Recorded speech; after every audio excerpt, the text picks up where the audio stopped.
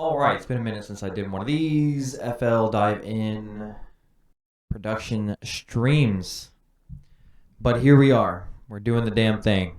Let's fucking do the thing. I guess I'll just kind of start with how I remember it starting. So let me just kind of mute everything. I'm doubling. Thank you. Is that better? Am I not doubling anymore? So from the beginning of this track, I had just these drums and this bass, and I think the first thing I actually did was the bass. 3 notes.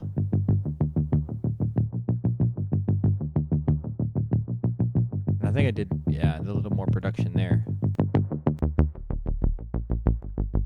But that's what it sounds like. Flex, it's a really dope plugin. Sounds amazing. Everybody who uses FL Studio loves this plugin. It's fun to use, and it has just so many sounds, really realistic sounding strings. It's got pads and plucks, and the 808s are what I mainly use. In this instance, I think I was just playing around with other bass ideas because I always kind of stick to my tried and true 808s. I like gritty 808s, and in this I think toying around with different sounds, bass sounds, and that to me called for a 4 on the floor. I moved that over here to the actual chorus. And it stayed there for a long time. I started this project on December 9th, 2021. It's 2024. I just released this song yesterday. 25 hours and 22 minutes spent working on this track. That's pretty much how it stayed for a long time. It was just this idea.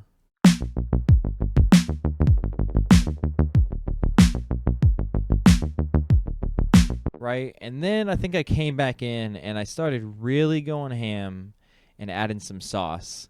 I've been practicing mostly on my drum composition, my drum arrangement, and how the percussion fits with the main groove and how it locks in with the bass using different drum techniques. A popular technique is called parallel compression, and it'll bring out the more subtle parts of the drum. That made it sound like this. And we'll drop it. Huge difference already. I think I added some hats. And I don't like to do if I use a loop, like a hat loop or something like that, or if I do just straight hats, really simple stuff, I don't like it to be too monotonous. So you'll see that one of these hats I actually flipped and reversed it, Missy Elliott style, this one right here. But it gives it a whole different kind of groove to it.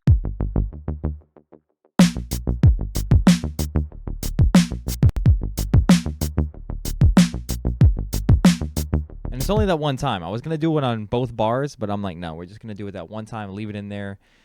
Subtle stuff. That's just basic parallel compression, but here's where the sauce is. I added this thing, this Isotope Trash. It has amp sims, it's got distortion, a bunch of dynamic stuff, convolvers.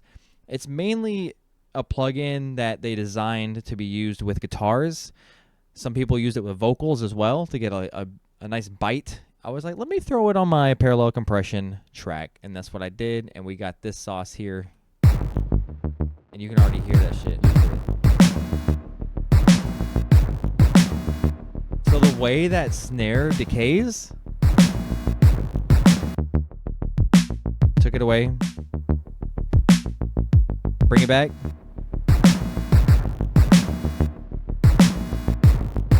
It sounds like an instrument. It's got a tone to it. Of course, all the mixing stuff is in here too. So this is basically the drums completely mixed. So after that came some perks, a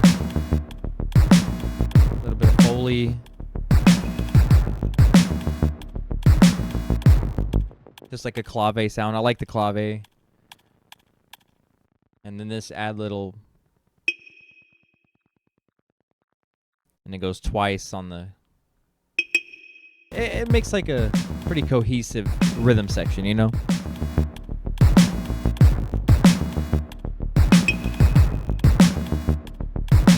And again, it sat dormant for a long time. I was waiting for the universe to call upon me to write this song. I was toying around with some bars, and I just wrote a bunch of rhymes Maybe I could find them. I think I can find them right here. Why wouldn't I? That's what the stream's about, right? We use pen and paper up in this hoe. Oh, there it goes. Okay. So see right here.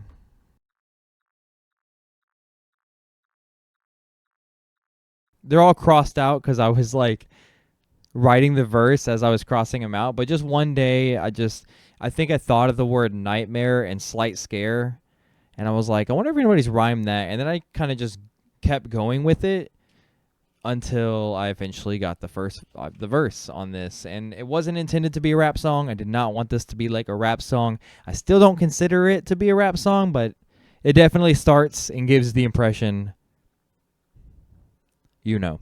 So yeah, I just started writing those bars, and it fit perfectly to the tempo of what I already had here. I was just in a place where I needed to make something, keep writing music. I just put it on there, and it worked. And nothing was telling me not to do it. There's instances where I'd be like, consider it punk. Okay, I would consider it punk too. You know what I'm saying? It's all types of shit.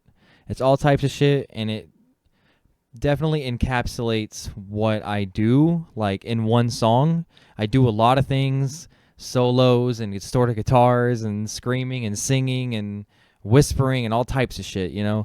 And this is just one of those tracks that encompasses all that. Yeah, so I got those bars, I laid them down, and then I wanted a nice hook, so I wrote the words. I can't remember the words of the melody came first. I feel like the melody came first, and then that's when the whole song kind of started clicking. And one thing about me is if I have something that sounds kind of minor, and this has a very minor feel to it,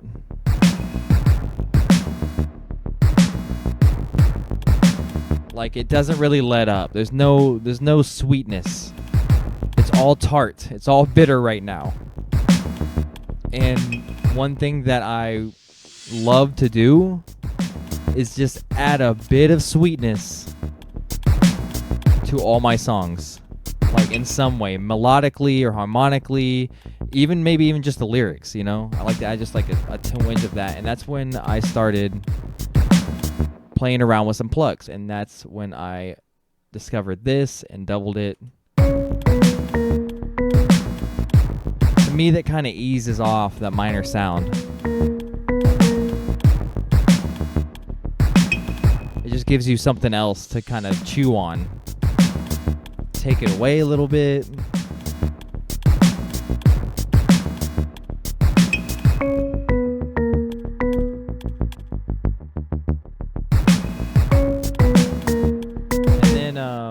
I wanted to get more bass in here. I took out a lot of the subs in this bass that I started the song with because I knew I wanted to add some really low subs later on, which is when this comes in.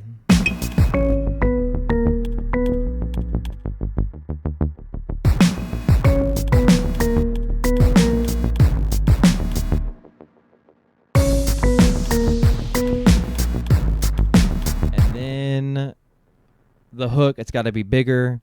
We got to have bigger chords. We got to have pads. We got to have a melody. That's where all this came in. This kind of doubles that idea, but extends it a little bit. And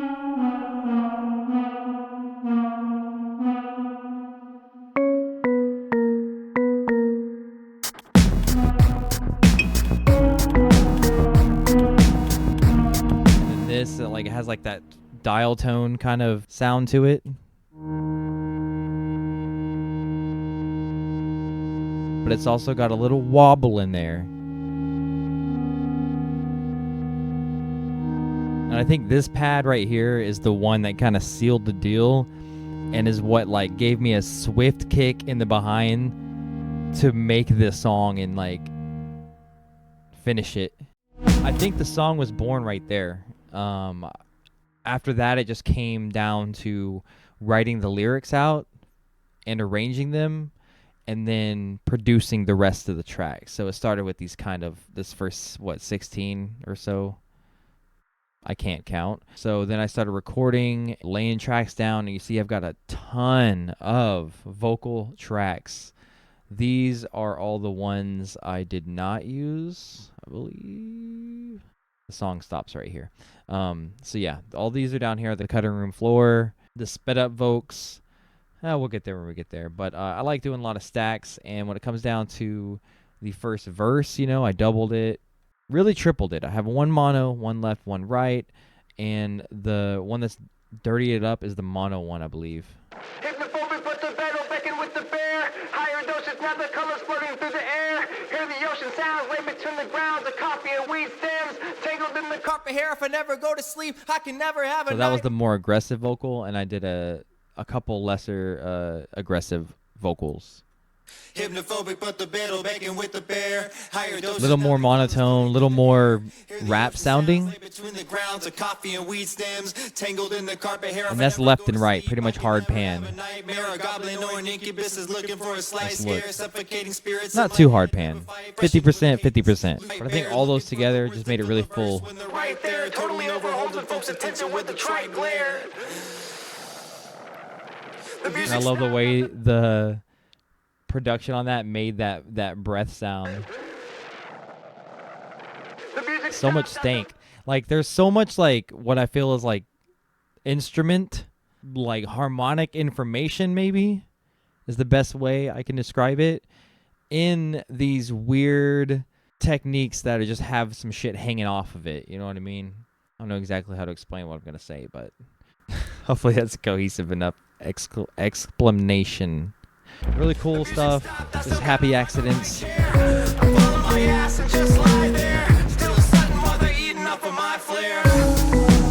of course, I got these lead vocals for the hook on all news channels. I think it's just a double harmony. Paint my dreams up in the sky. You got the lower one, got the higher one. Paint my dreams up in the sky. About pan the same. Paint my dreams up in the sky. Paint my dreams up in the sky. And then on the turnaround after this first hook, I had to.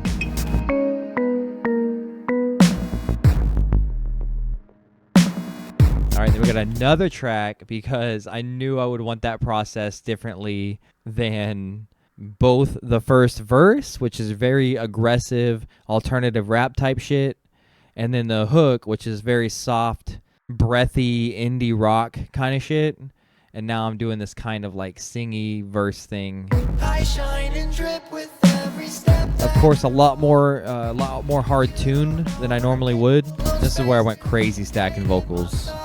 So sick of sadness, so sick of feast, so sick of being what So just 6. everyone else needs. So sick of sadness, so sick of feast. Going back into that second hook, I knew I wouldn't want it to be exactly the same. Paint my dreams up in the sky. We had just did that. We're already at max energy right here at the end of the second verse. So sick of being. The one thing I felt I had to do was this snare right here, made it its own snare. It's got a delay throw on it. It goes on its own channel. And I probably played with this delay, this particular delay, for way longer than I should have. But I think the results kind of speak for themselves. Maybe it was the perfect length.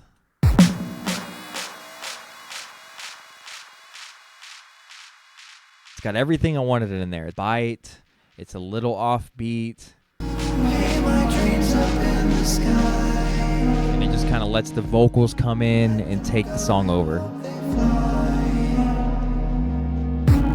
I love the idea of keeping the bass there because it's going to sound sick in a system, in a really badass system with cool subwoofers. It'll come back, mute out the delay when it comes full swing.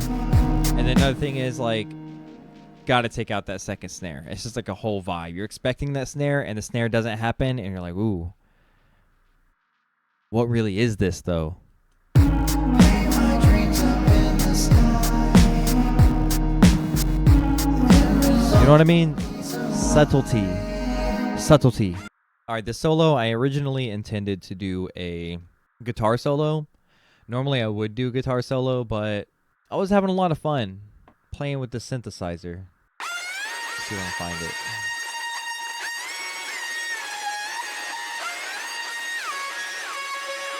So it's this flow motion lead called Pop Idol. I did a couple changes. I could not tell you how I actually changed it. Something with attack delays and all these, everything that happens in this instrument. Pretty much I tweaked a little bit from a preset.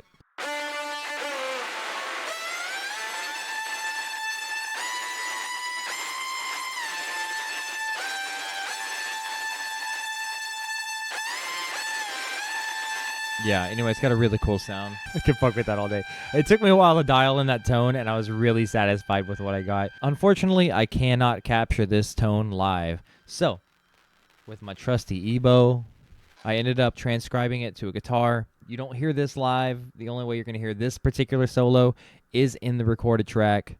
Makes it special for me. I hope it's special for you. As you can see, I also played this directly in with my MIDI keyboard. It's not perfect, but that's what makes it perfect, right? And I played it exactly as you see it. I just kind of figured out like what I wanted to play.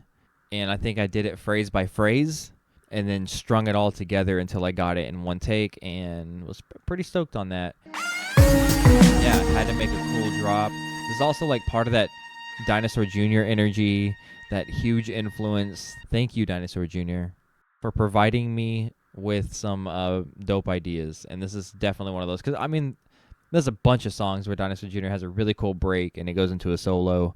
It's not just Dinosaur Jr., obviously, but that's probably where I got it. Right out of the second hook, we hit it hard. You know what I mean? Just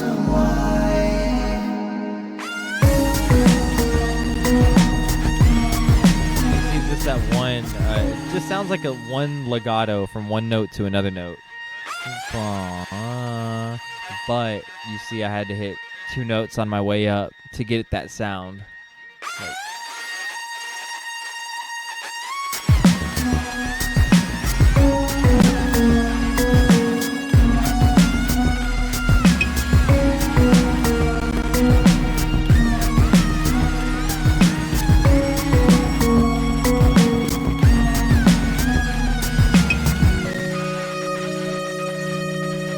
I always have, like, it's habitual. I don't like having the same chord progression for the whole song. I've done it before. It's not my preferred way. I like changing the chord progression. I like getting like a B section, sometimes a B and a C section in there.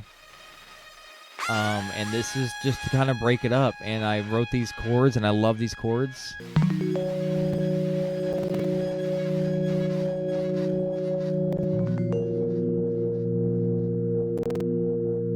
It's fighting me, but they're there. So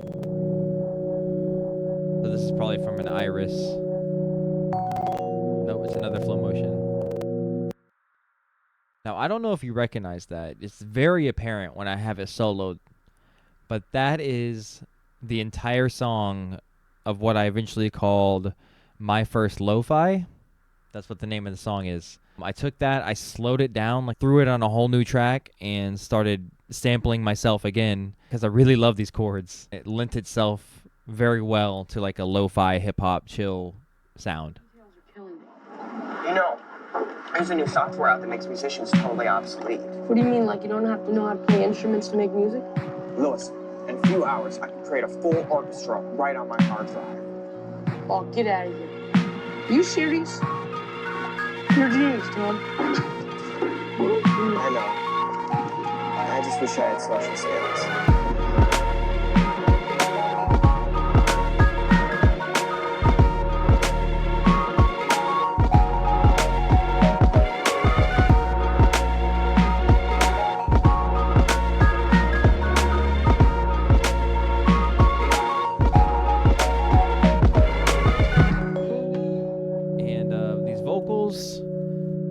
If you think they sound weird, it's because they are. I did a thing that I got from Adam Neely and Ben Levin when they did a record together. They did a 24-hour stream where they made one whole record in a day. What's up, dude? I am not cooking. I cooked. I did the cooking already. We're doing a beat breakdown, Gaster. Welcome in. How are you? And I was explaining how this vocal right here sounds weird because it is. Living the game, I'm searching a name, I'm spending the time I beg for. And I think it's more obvious right here, isolated. Drop one, get off for 10 more. I live in the game, I'm searching a name, I'm spending the time I beg for. I'm down in the deep. And then I did a octave up. I beg for. I'm down in the deep. They live and we sleep. I actually recorded the vocals at half speed. So I was singing way slower than what you're actually hearing. And I sped it up and put it on the track, and it just gives this effect. It's almost like auto-tune, and I did actually tune it as well. But it's a different vibe. It just gives it a whole different thing. I've done it a couple times.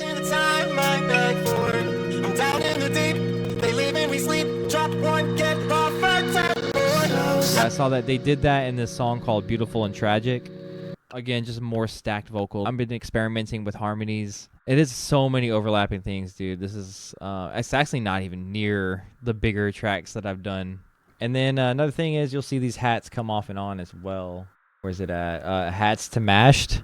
So I feel like the hats, it was too much.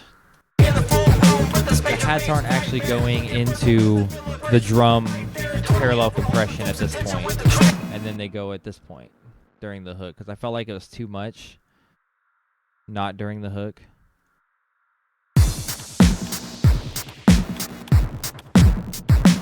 So you hear the hats, and then during the chorus it's the same hats, same exact notes and everything, but it sounds like this.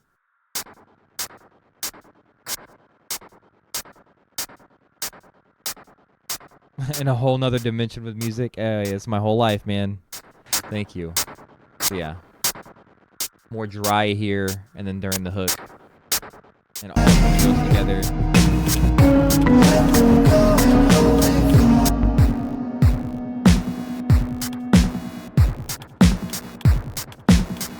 I don't know why I get the visual of a chain chomp, like chomp, chomp, chomp, chomp. It has like a rhythm to it. A groove.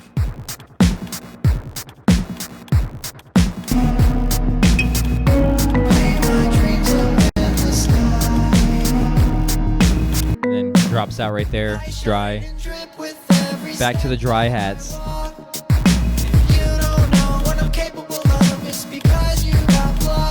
Yeah, I don't know if there's anything else I wanted to talk about in this song. Everything else was just design choice, production techniques. We got a bunch of really fun Foley and swells. You know, I just played with these a lot. I forgot about that. I'll make the clave go hard in the hook too. What is this going on?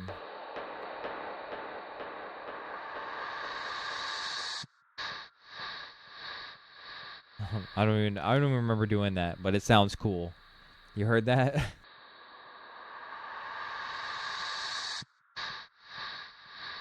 Oh yeah, that's pretty sick. The part that happens right there.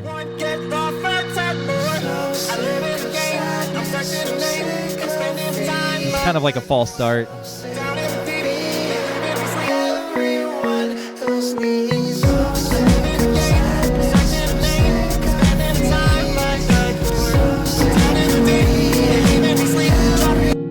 I'm saying? Okay, that's probably all over the place as far as sound, but yeah. Yesterday, 6/21, was Go Skateboarding Day 2024. I did go skateboarding. It was fantastic. Had a good time. I also released this video, which is, of course, made in session skate sim, and it's also a lyric video. It's the official video, and I just celebrated skateboarding. I dropped a song. I went skateboarding. I streamed it last night. It was good times. You know what I'm saying? Skateboarding is just one of those things that my music taste would not be what it is without skate videos, Tony Hawk Pro Skater, all the culture involved in skateboarding, because skateboarding has so much music embedded in its culture where everyone's accepted, and I don't know where I'm fucking going with that. Anyways, I owe it everything. I owe it to my music taste and everything I've ever made. A lot of these shots are inspired by real skate videos too, because I love watching skate videos. So like the art of framing a skateboard trick is just as like influential to me as the trick itself. And like moments where the camera like goes into the sky, totally stolen from various videos. I love stuff like that. And there it is.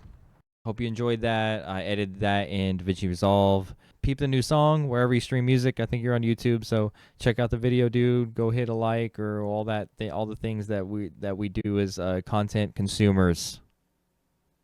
Thanks for hanging out. Stay real. Question everything. Peace.